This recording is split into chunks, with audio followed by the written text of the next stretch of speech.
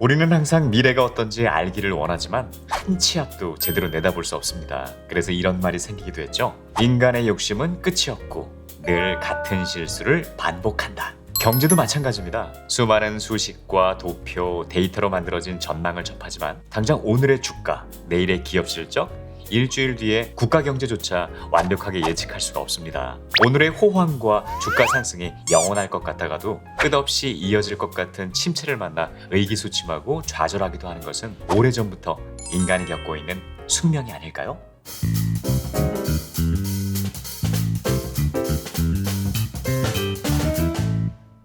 안녕하세요. 내 귀의 경제사의 성우 김영선입니다. 앞에서 말씀드린 것처럼 경기 변동 속에서 현재의 호황과 불황이 과연 얼마나 오래 지속될지 알지 못하고 악수만을 거듭하는 것이 인간의 본성이라는 생각이 드는데요. 객관적이고 냉철한 판단을 이어가더라도 당장 비이성적인 현상이 하루하루 이어지면서 판단이 흐려지고 결심이 흔들릴 수밖에 없는 것은 사람이라면 누구나 느끼는 감정이 아닐까 합니다. 역사 속에서도 이처럼 인간의 무지함이 반복되는 일을 흔하게 접할 수 있는데요. 오늘은 한 치 앞도 바라보지 못했던 미국의 가장 화려했던 시절에 대해서 알아보도록 하겠습니다.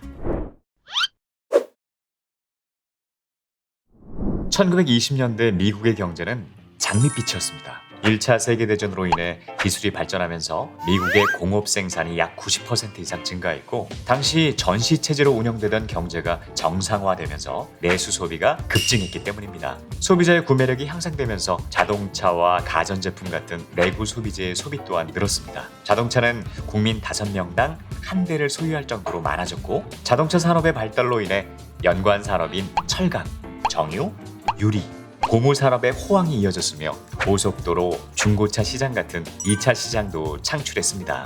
자동차 대량 생산을 가능하게 만든 포드는 경영의 신으로 추앙받으면서 많은 사람들이 포드의 경영 기법을 배우려고 했습니다.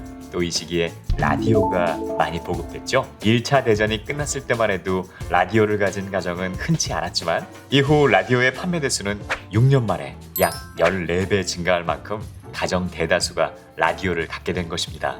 오늘날에는 라디오는 구경도 하기 힘든 물건이지만 당시엔 라디오가 최첨단 제품의 상징이자 매스미디어의 대표 주자였던 것이죠. 주식시장도 상승을 거듭했습니다. 월스트리트는 1923년 발생한 순간적인 조정기를 제외하고는 1922년부터 1929년까지 초호황을 누렸습니다.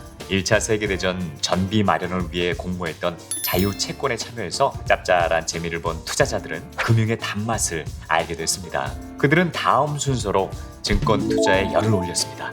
증권 시장에 몰려든 투자자들은 차입 투자까지 마다하지 않으며 주가 상승을 부채질했죠. 톰, 오늘 왜 이렇게 기분이 안 좋아? 어제 아빠랑 축구를 하기로 했는데 못했어. 왜 못했어? 아빠가 하루 종일 전화만 붙잡고 있더라고. 에? 누구랑 통화를 하고 있었던 거야? 모르겠어. 난 그냥 아빠랑 축구가 하고 싶었는데. 그 당시 전화 사용률이 기록적으로 증가했던 사건이 있었습니다. 그 이유는 많은 사람들이 주식 중개소에 전화를 했기 때문이었다고 알려져 있는데요. 그만큼 투자 열풍이 불었다는 이야기 같습니다. 덕분에 증시 규모도 거듭 커졌습니다. 다우존스 지수는 1920년대 연평균 25%의 상승세를 보였습니다. 뉴욕 증시는 1920년대 초 주당 평균 가격이 70달러 선이었지만 20년대 후반에는 250달러까지 치솟았습니다. 미국 경제 규모가 50% 성장하는 동안 다우존스 지수는 4배 이상 뛴 것이죠. 기업의 실제 가치와는 상관없이 주가는 올랐습니다. 단순한 기대만으로 하루가 다르게 주가가 뛰는 일도 그리 드문 일이 아니었습니다.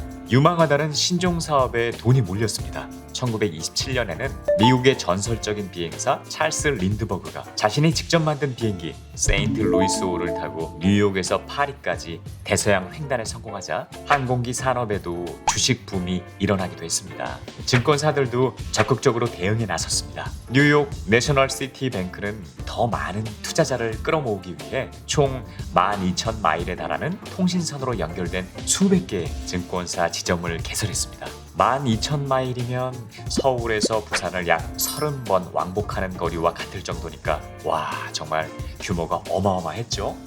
너는 투자자를 받을 수 없다는 게 무슨 말인가?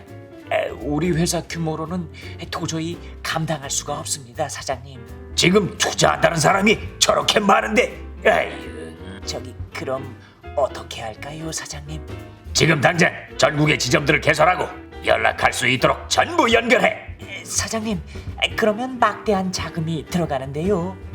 얼마가 들어가도 상관은 없으니까 당장 진행하라고. 당장.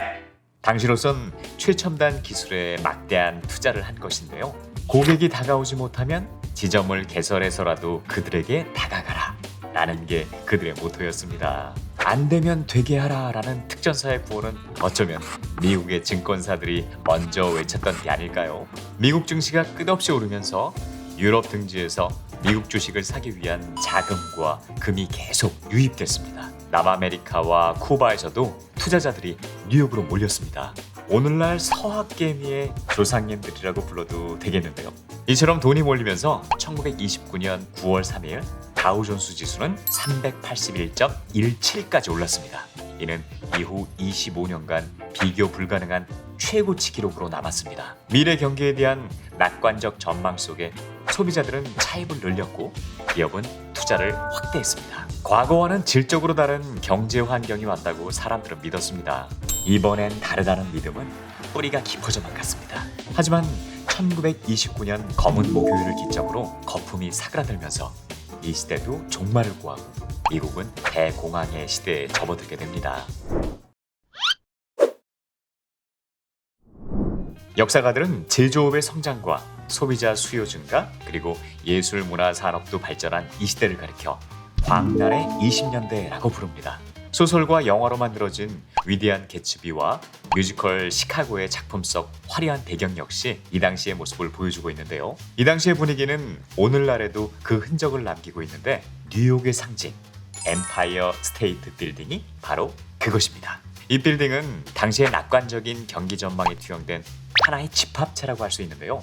102층짜리 초고층 건물의 설계에는 하늘을 찌를 것 같은 시대적 분위기가 그대로 나타나 있습니다. 그 당시 세계에서 가장 높은 빌딩이었던 영광스러운 타이틀은 그저 허울뿐인 명예였던 거죠. 엠파이어 스테이트 빌딩이 완성되었을 때는 이미 모든 환경이 달라져 있었기 때문입니다. 당시 미국에는 대공황이 한창 진행 중이었습니다. 대공황 직후 건물이 완공된 탓에 엠파이어 스테이트 빌딩은 한동안 높은 공실률이란 고난을 피하지 못했습니다. 특히 당시 빌딩이 있는 뉴욕 34번가는 그랜드 센트럴역이나 펜스테이션과 떨어져 있어서 교통이 불편했기 때문에 들어오려는 업체가 더욱 적었다고 합니다. 이 같은 높은 공실률은 1950년까지 이어질 수밖에 없었죠. 그래서 엠파이어 스테이트 빌딩의 별명이 엠티 스테이트 빌딩이기도 했다고 합니다. 첫 선을 보일 당시부터 기구한 운명을 겪은 엠파이어 스테이트 빌딩은 한치 앞을 내다보지 못하는 인간의 어리석음을 그대로 보여주는 게 아닐까 싶습니다. 1920년대 미국에 찾아온 호황은 제1차 세계대전과 그에 이은 스페인 독감으로 인해 억눌렸던 문화생활과 소비가 대폭발한 것으로 보는 전문가도 있습니다. 영국계 다국적 투자은행인 바클레이스 최고 경영자 제스 스텔리는 다보스 어젠다 포럼에서 팬데믹이 지나고 나면 세계 경제가 1920년대의 초호황기를 재현할 것이라고 예측했습니다. 팬데믹 후 일상 회복을 앞둔 지금 예측대로 일이 진행될지 우리는 긴장하고 지켜봐야 할 것 같습니다. 미국의 대공황처럼 한치 앞도 내다보지 못했던 과거의 역사가 다시는 되풀이되지 않기를 바랄 뿐입니다. 지금까지 내 귀의 경제사였습니다. 감사합니다.